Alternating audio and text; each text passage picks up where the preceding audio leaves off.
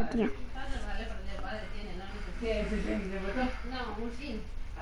Yo también me salgo.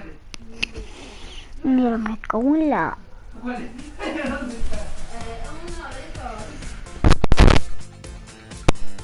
¿Cuál es, tío? ¿Soy yo? ¿O por qué coño tengo la 9?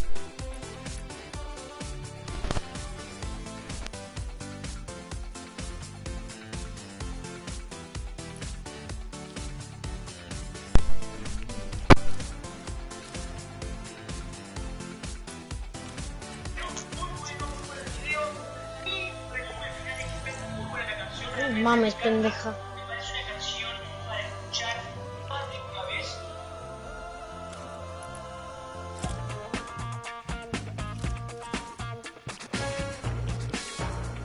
Chanto.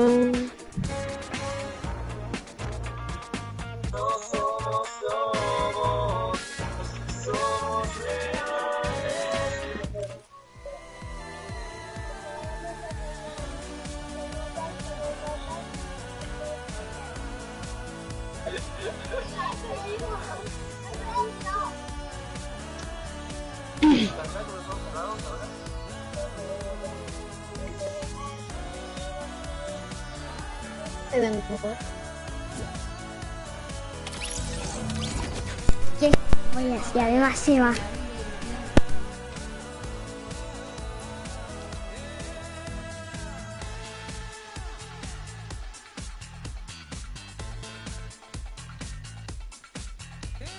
Mami, se deprime porque soy picolicito. Picolicito y toda la banda, somos gente que manda.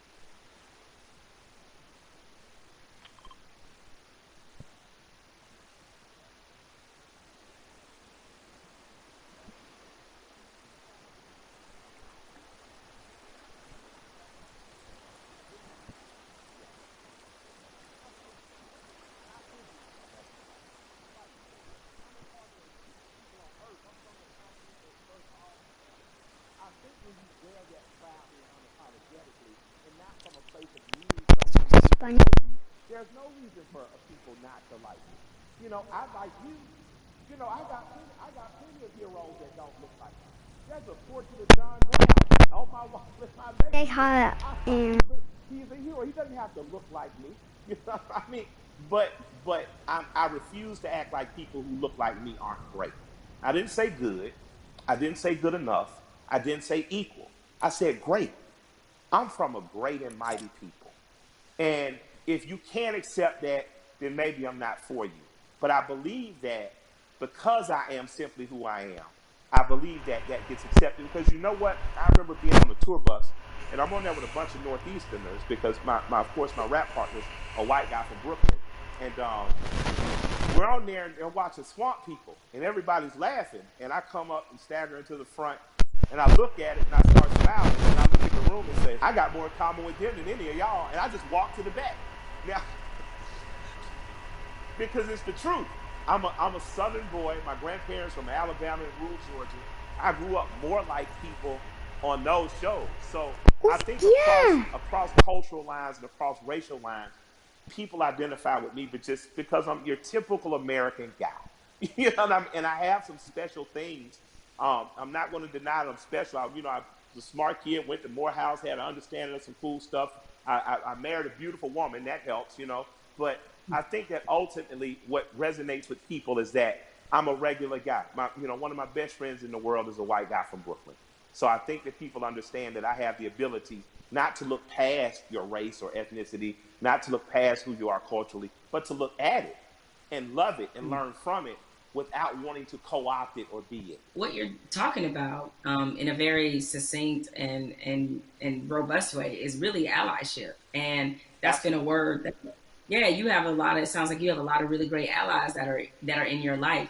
Now in this moment, I've gotten the question constantly, I assume you have too, about how to be an ally.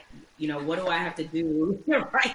I've had so many conversations with white people, like really good friends of mine in the last 2 weeks where all right, guys, I appreciate your enthusiasm, but hold on a second.